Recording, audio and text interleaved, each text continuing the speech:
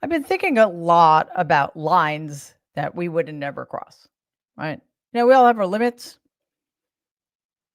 but also I think sometimes we assume that other people do too. Like, how much treason can we take? How much lying? How much cruelty? How much unconstitutional, illegal behavior are we willing to put up with as human beings, as Americans, as a people? Well, I think we do ourselves and our country a great disservice if we always assume that everybody has the same agenda, has the same standards, has any ethics at all. We are so beyond the pale right now. I think one of the reasons we're here is because for so long we have been told, in fact, we have been convinced that everything awful about Donald Trump is already known and is therefore baked in. So, how could we possibly care? Well, first of all, that whole premise was offensive on its face from the very beginning. Bit of a double standard, don't you think? But also, what is becoming increasingly evident, certainly since January 20th, 2025, is that yes, he can get worse. No, we don't know everything bad about him or everything bad of which he is capable. I mean, some of us might know, but most of us don't. I've said this many times. I'm going to keep repeating it with him and with many of the people in his inner circle, if not most, with almost everybody in the Republican Party, those little fascists. There is no worst. It can always get worse. And we're seeing this every day. I think it's time that we start holding other people to their own standards and not impose our own on them, because otherwise we will never really know what they're capable of. And again, what they're capable of is always something that may be unimaginable to us and is always something worse. Let's dive in.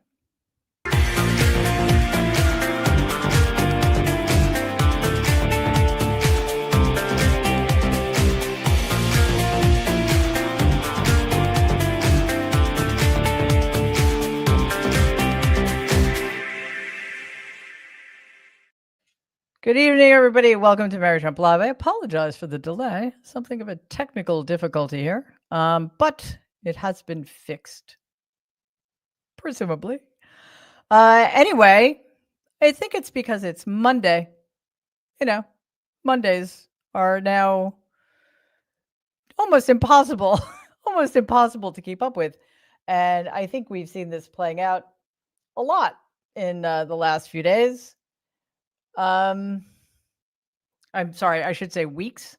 So first of all, we've got the increasing insanity and dysfunction that we are constantly being bombarded with. I want you to take a look at this clip. I'm going to talk about it on the other side. It's because the courts have all of a sudden, out of nowhere, they said, maybe you have to have trials. We're going to have 5 million trials. Doesn't work. You wouldn't have a country left. But hopefully the Supreme Court will save it. But what they've done is a very, very serious thing. What?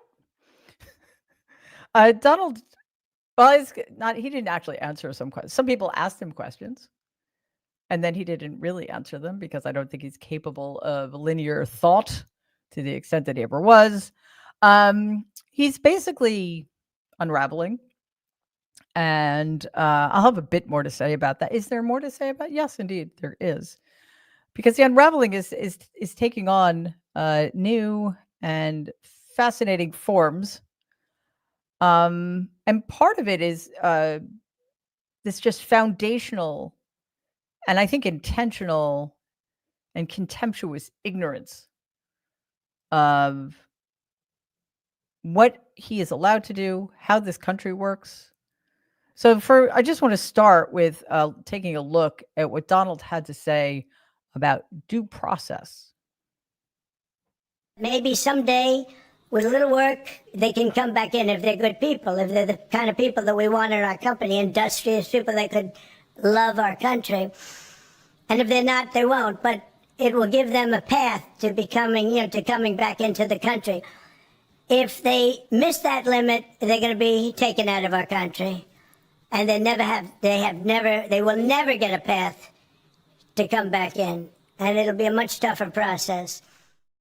Yeah, I wish it were a tougher process for people like him to stay in this country. But by the way, bit of a Freudian slip there at the beginning. He didn't say stay in our country. He said, or we don't want them in our country. He said, we don't want them in our company, because he's running the United States of America like one of his many failed businesses. He seems to be completely ignorant about the Constitution in general and the Fifth Amendment in particular, in which is enshrined everybody's right to due process in this country, including people who aren't even citizens or aren't even here legally, even to criminals or alleged criminals, as the case may be. And one of his reasons for saying that we can't have due process, despite the fact that he got due process, that convicted felon, that traitorous, treasonous, anti-American criminal,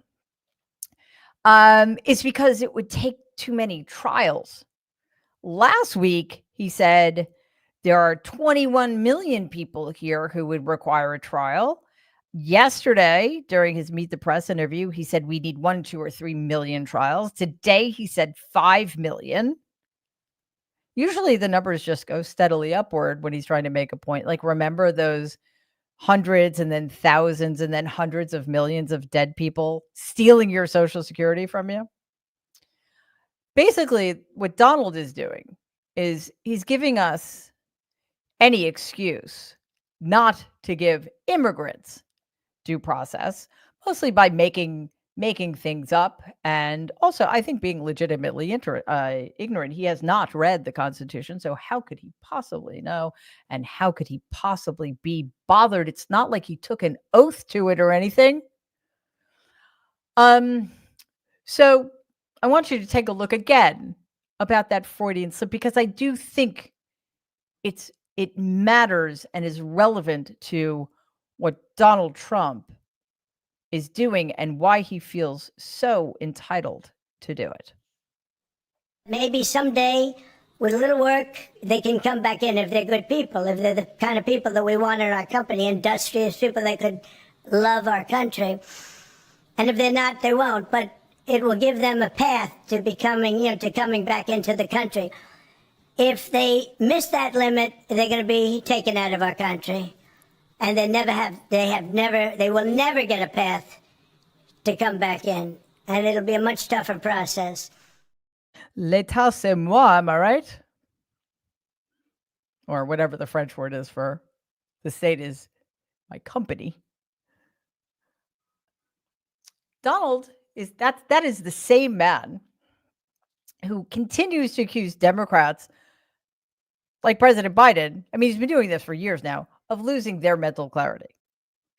Whereas it's clear that Donald is the one who's becoming less coherent to the extent that he ever was. And when he does make any sense, to the extent that he ever does, he sticks to the same gaslighting playbook. Here he is responding to a photo of him, an artificially intelligence-generated photo of him as the Pope,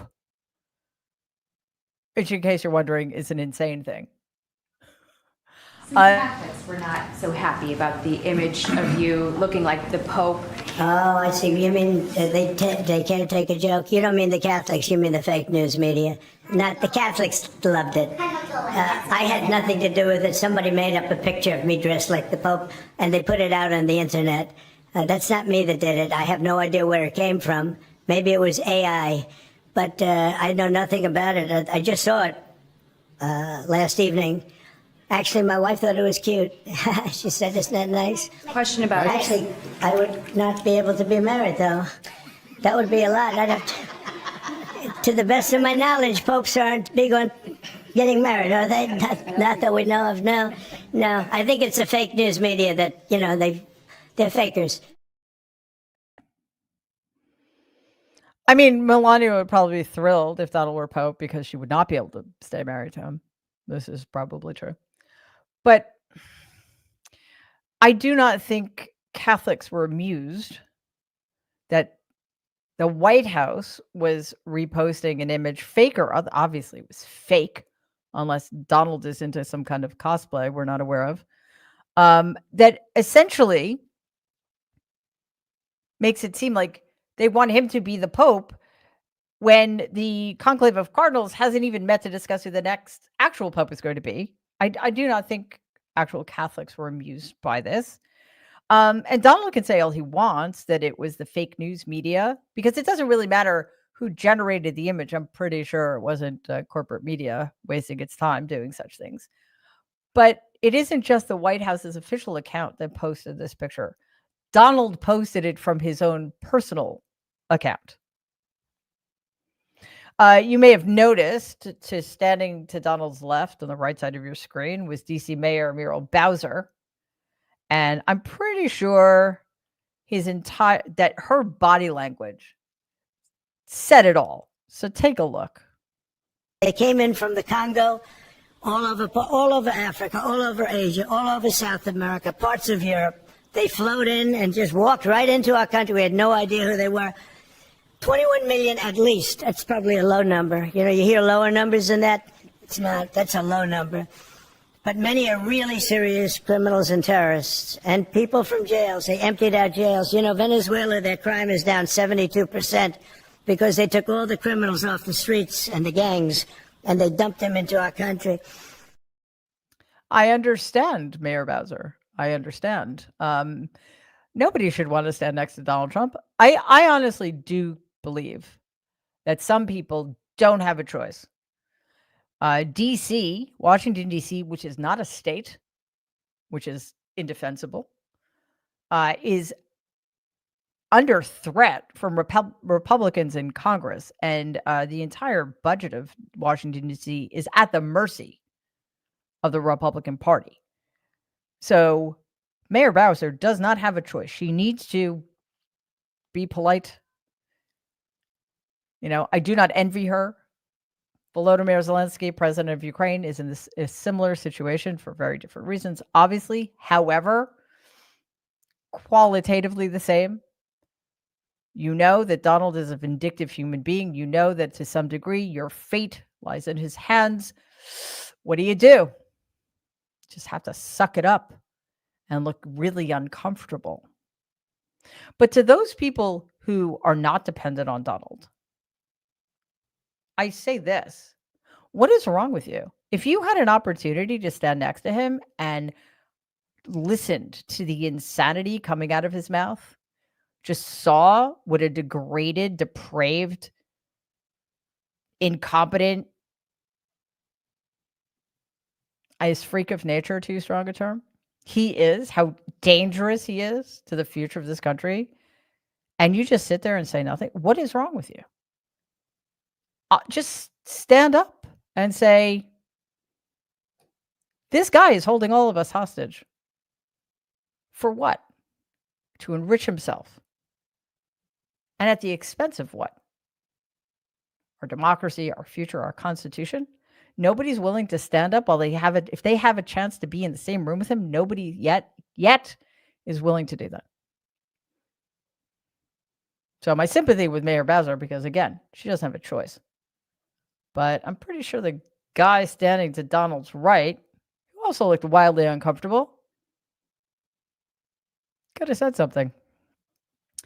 So it turns out, in a totally unshocking development, that Newark Liberty International Airport, which is in New Jersey, is experiencing significant flight delays and flight cancellations due to chronic staffing shortages and technology issues affecting the Federal Aviation Administration's air traffic control operation.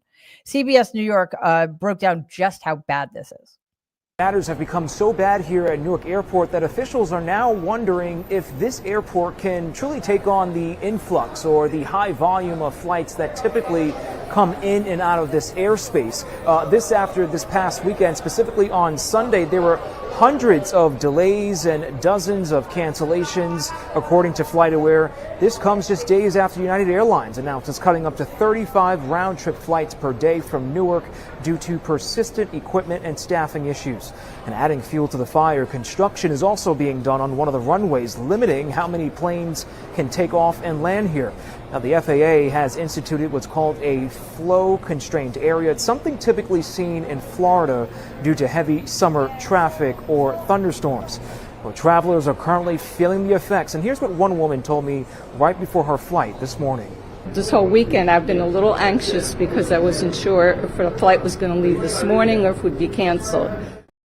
An anonymous air traffic controller warned the public that it was dangerous to fly into or out of Newark. They reportedly spoke to MSNBC's Tom Costello during Morning Joe, saying people should, quote, avoid Newark Airport at all costs, unquote. Yeah, that's just what you want to hear when you're about to fly out of or land into somewhere.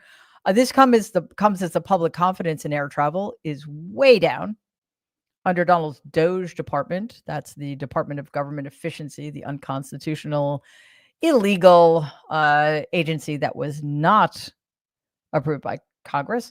400 FAA employees have been laid off, including aviation safety assistants, maintenance mechanics, who needs them, and nautical information specialists, roles that support critical safety functions. Union officials have warned that the loss of these support roles could hinder safety oversight and increase workloads for remaining staff. And again, this started on day one, the firings, the reduction in staff, aviation safety be damned. And, aviation, to have the level of aviation safety this country has had takes enormous knowledge, expertise, and time. But, when you put in charge somebody who only cares about money, they don't care if they can save a buck by endangering people's lives. That's what they're going to do. There was a devastating, fatal accident in the airspace of DC not long after Donald came into office again. And yet the cuts have continued. I've been flying into and out of Newark for a couple of months now. And a few weeks ago, one of my flights was postponed for hours because of the construction. Newark is an international airport. It's down to one runway, which seems ill-advised under the best of circumstances. And I was supposed to fly again into Newark this weekend, and I was alerted that flights might be delayed because of bad weather. And then found out that the airline I was flying was issuing safety warnings because of staffing shortages, which is alarming because it suggests that similar things might be happening at other airports. We're just not being told the truth. So be careful, do your due diligence. And I know this should go without saying, but never, ever trust any information that's coming, I should say disinformation, that's coming from anybody inside the Trump regime. Please take a moment to like and share our videos, subscribe to our channel on YouTube, or rate and follow the podcast. All right, moving on to one of my favorite horrifying topics, immigration. The Trump regime's anti-immigrant tactics are getting worse. They just announced that they're launching a program offering $1,000 to undocumented migrants if they agree to self-deport, calling it a cost-saving alternative to formal removal. This offer applies to single adults in detention centers and is framed by officials as a voluntary departure, though advocates warn it preys on desperate migrants lacking legal support. And since the Trump regime is basically doing everything it can to make sure that migrants don't have legal support, don't have due process, I would have to agree that is probably true. Advocates also note that while the Trump regime claims this is cheaper than detention and deportation flights, the program risks coercing people to forfeit asylum claims under financial duress. So let's put it this way. What do you choose? Right? If you have to make a choice. Deportation, if it means putting food on your table for your children, or risking getting deported and ending up with nothing, potentially, including not having your children with you. Immigrant rights groups have called the plan a bribe to disappear and are preparing legal challenges, arguing it violates international protections for asylum seekers facing persecution. And in the wake of these anti-immigrant policies, immigrant communities are having to hide out of fear. CNN reported this weekend that sweeping deportations from the Trump regime and aggressive attempts to round up immigrants have forced cancellations of Cinco de Mayo events in cities like Chicago and Philadelphia. Organizers cited fear of ICE raids and increased enforcement targeting public gatherings, saying events could expose undocumented attendees to detention. In Chicago, officials pulled a parade permit due to safety concerns, while others preemptively canceled after warnings from community groups. The canceled events were expected to draw thousands and generate millions of dollars in local economic activity, but that's all gone. I mean, the right to free assembly for people like this, gone. The right to celebrate your heritage, gone. And a lot of money to support local economies, gone. All because people are afraid, which is exactly what Donald wants, because fear spreads. The Trump regime's expanded targeting of public spaces has created a chilling effect, muting cultural expression in immigrant-heavy communities. And by the way, it isn't just people who were not here legally who are staying home. So too are American citizens who just happen to look wrong in the eyes of the Trump regime because they don't want to risk being rounded up, which is happening with increasing frequency. Yeah, Donald Trump and people like him, these fascists, want all Americans to look just like them, which is a horrifying thought enough. And they're just going to continue to threaten people with rule of law policies while there is no due process anymore. And now Donald came up with a great idea. He announced a directive to reopen Alcatraz prison. Okay. Claiming it will house the worst of the worst criminals and the worst of the worst criminals and signal a return to strength and justice. How? I don't know. The order issued to multiple federal agencies, including the Bureau of Prison and the Department of, and the DHS, revives the facility that closed in 1963 and has since been a national park. Critics call the move pure political theater with no realistic path forward and no coordination yet confirmed by the agencies involved. Luckily, attorneys general across the country are fighting back against the Trump regime, which is good, especially. Well, I'll get to that in a second. Today, attorneys general from 40 Democratic-led states, of course, they're Democratic-led states, led by New York Attorney General Letitia James, total badass, filed suit to block the Trump regime's sweeping overhaul of U.S. health agencies. Here's Vermont's NBC5 with more. Today, New York State's Attorney General is expected to announce new legal action against the Trump administration. It has to do with healthcare programs impacting our region. So far, Letitia James has joined at least 15 different lawsuits during the president's first 100 days in office. Just last Thursday, New York and Vermont joined a multi-state coalition calling on the Department of Health and Human Services to reinstate funding for family planning centers. The Trump regime recently executed a massive restructuring of HHS, eliminating divisions, laying off thousands, and cutting core public health programs without congressional approval. Unconstitutional. Thank you so much, members of the fascist Republican Party in Congress. The lawsuit claims the administration violated the that's a mouthful. The Administrative Procedure Act, asserting these changes unlawfully sideline congressional authority and threaten public health infrastructure. True. But what are you supposed to do if the branch of government whose authority is being violated doesn't care and just sits there and lets it happen? That's sort of problematic. Programs affected include those tied to disease prevention, maternal care, and children's health services. Who would want to fund those?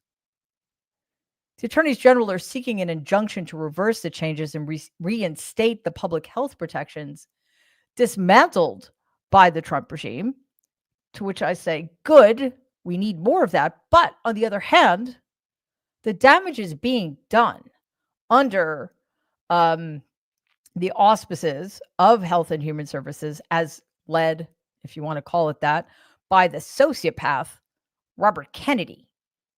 So we already have diseases that had been largely under control, like measles, spreading like wildfire, and people are dying. So good, let's put a stop to this while we can. But as is the case with so many other agencies in the federal government, even if we stop the damage tomorrow, or I should say, stop the bleeding tomorrow, it may well take decades, if we even have the opportunity, to fix the damage. Which means that right now, we need an emotional support moment. I apologize again in advance. Not in advance, after the fact, and I guess in advance. Continue to have some technical difficulties, so we'll do our best with this. As for the emotional support moment, it's a little different from what we usually do, but different is good. There is an art. I'm going to mispronounce it. I'm going to mispronounce it, and then I'm going to explain what it is. It's Zhenzi, something like that, which is Chinese paper cutting. This is an art in which people cut detailed designs into paper, usually red paper for celebrations. It isn't just for decoration. It is a way for people to express their culture, especially during festivals and special events. The art of paper cutting is one of the traditional handicrafts in which the Chinese people's wishes for happiness and good fortune are embedded. This is going to blow your mind, so please take a look.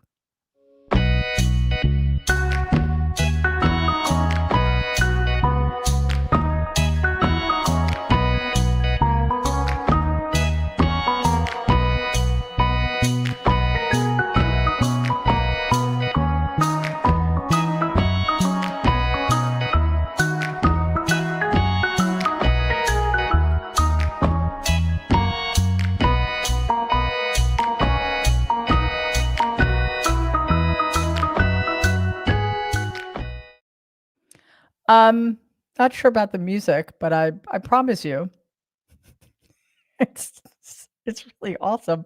Not the music, the paper cutting. Actually, our very own, well, I'm not going to say her name, but one of our awesome team has a book of dragons that are made using this phenomenal art. It's like every once in a while I see something like that, and I'm not artistic in such ways. It's like, wow, that would be really cool to be able to do. It must be very meditative. But more than anything, though, I look at that kind of thing, and I just think human beings are capable of such extraordinary things. I just wish we spent more time valuing things like that. Just my particular point of view. All right, let us get to your comments and questions before the technical difficulties overtake us again. Give me 1 second. Sorry. I feel like it's been a day of gremlins.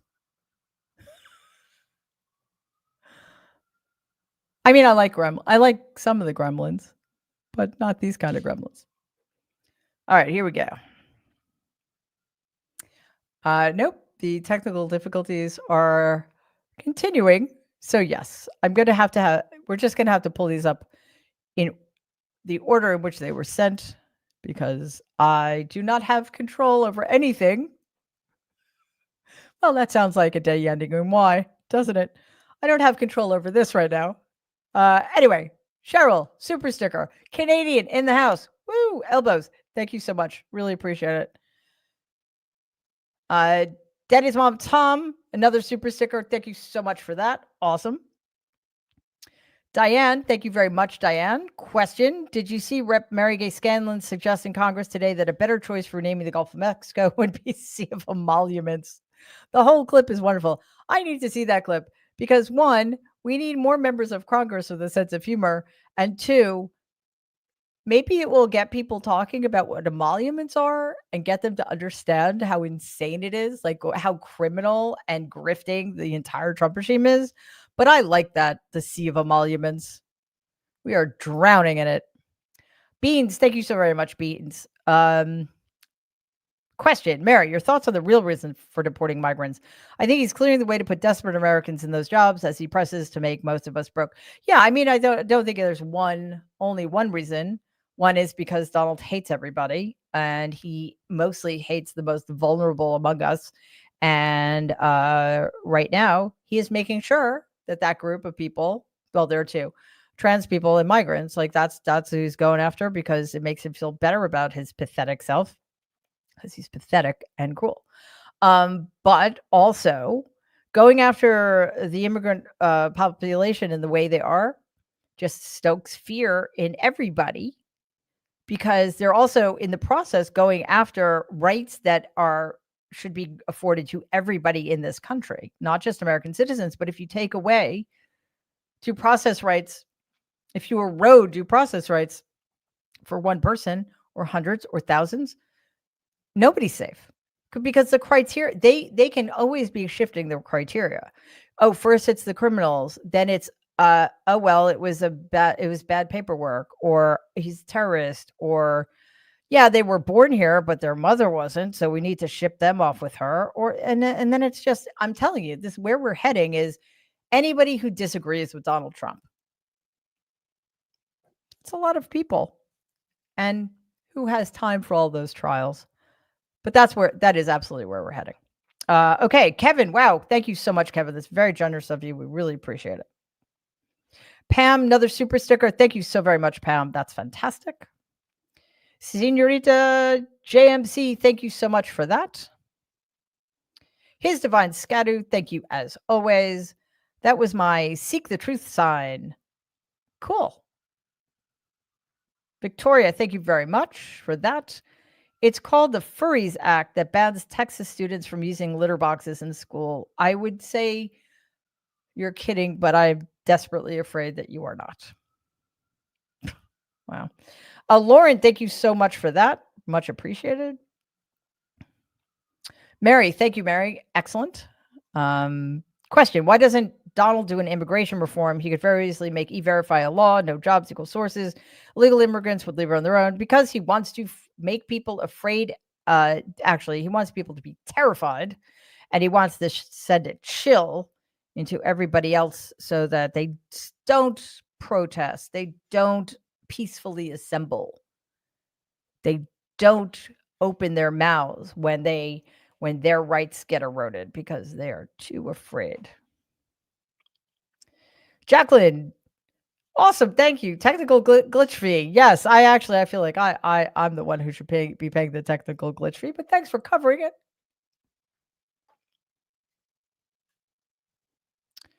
Cindy, super sticker. Thank you as always, Cindy. That's awesome. Mary again. Nope, sorry. Moving on to Brat. Thank you so much, Brat. What do you think will happen with Carney visit? I think that, I think that I'm kind of hoping that Carney is going to show up as a Canadian, put his elbows up, and speak truth to power. That's what I'm hoping. But I'm afraid he's just going to pull his punches. Well, we know for a fact that will happen. I mean, hopefully he won't, because it'll make Donald crazy, and that's always fun. But Donald will be crazy regardless. That I know for a fact. I think we got one more. EG, thank you so much for that. Comment, a question. Why do we call the Heritage Foundation? I don't know what that means. I apologize. But I can't say that. And I don't know what it means. So do we have one more? That is one, Tom, super sticker. Thank you again so much. Do we have a question?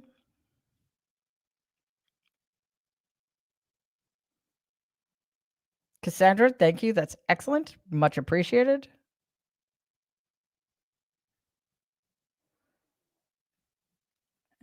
And I think we're out.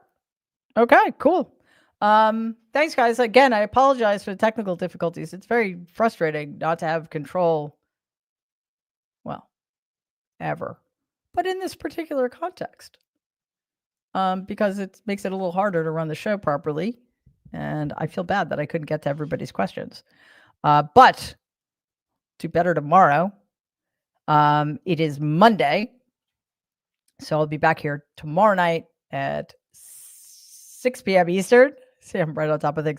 We've got the Nerds. Program alert for those of you who don't know, the Nerds are now every Tuesday at 3 p.m. Eastern. So look for that. We've got videos dropping all the time. So please check those out. The easiest way to support us is to subscribe to our channel. After you subscribe, click on that bell icon. You will be alerted every time new videos drop. And also another way to support us, like, share our videos, comment on our videos. It really does help us, and YouTube is not a fan. So we're trying to overcome some hurdles here. So your help would be much appreciated. Thank you for watching on YouTube, everybody streaming on Twitter and on my Substack, The Good in Us, to everybody listening to the podcast. Thank you very much. To our moderators, thank you for all the work you do. Of course, to our super stickers and everybody giving us gifts. You guys help us keep this place going, and we really, truly appreciate it because we are independent media and we aim to stay that way. Thank you, of course, as always, to my team, especially on Mondays, because I'm telling you, Mondays are the hardest day of the week in terms of the news cycle these days. And they are on top of it, and they handle all of this with exquisite professionalism. So thanks, guys. All right, that does it for us. I will see you here live tomorrow. I'll see you at the Nerds tomorrow, 3 p.m. Eastern live. And then again, back from Mary Trump Live at 6 p.m. Eastern. In the meantime, everybody, please stay safe and be kind.